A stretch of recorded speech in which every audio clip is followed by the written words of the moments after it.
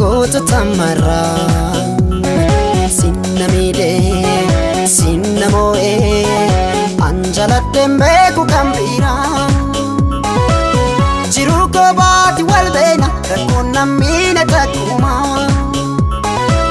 wayyaa bareedana kootu lakkii kan kee kun adduma jiruu kophaatti wal beena rakkoon nammiine takkuma wayyaa bareedana kootu lakkii kan kee kun adduma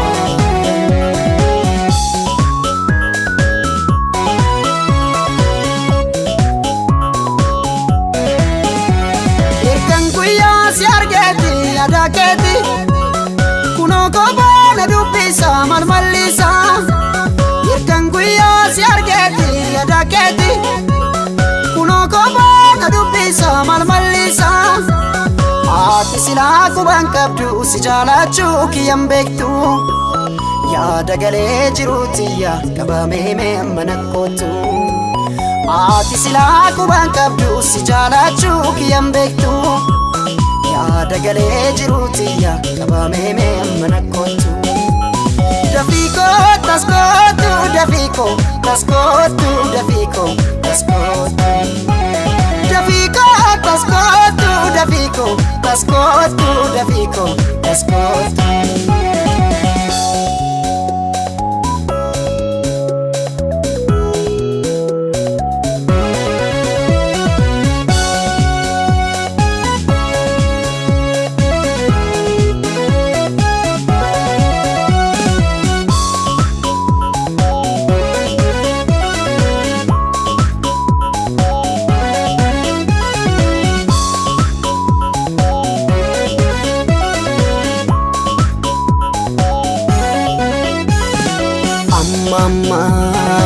amma yoona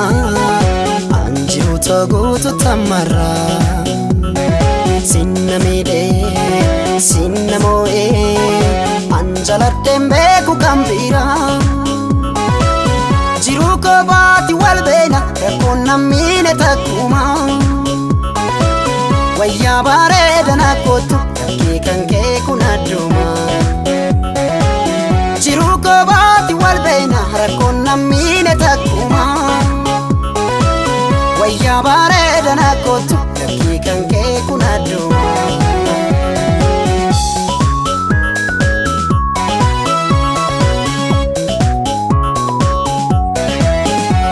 hirkan guyyaa si argeti adaketi kuno kophaana dubbisa malmallisa hirkan guyyaa si argeti adaketi kuno kophaana dubbisa malmallisa ati silaa quban qabdu si jaalachuu kiyyan beektu yaada galee jiruutiyya qabamee mee amma nakkootu ati silaa quban qabdu si jaalachuu kiyyan beektu yaada galee jiruutiyya qabamee mee amma nakkootu dafiiko taskootu dafiiko taskootu dafiiko taskootu dafiiko taskootu dafiiko taskootu dafiiko taskootu dafiiko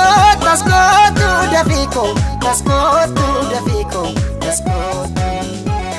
dafiiko taskootu dafiiko taskootu dafiiko taskootu rakkasiin daa'ima kana bishaanii midhaan malee torbee tokko ol isa miite qoshaashaa biratti waraqata shamaa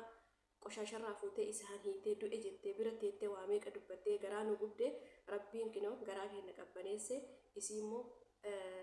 rabbiin waan isii godhe argaa jirtanii harka afaan isii qabee musiibaa ofii itti buuse ammallee yoo biiftuun dhugaan rabbii ofii soomtee salaattee rabbii isii dhiifama hin gaafatin ammallee yoomillee doktora biras ol deemi gad deemi abbaa kan kee kasiirii dalagusa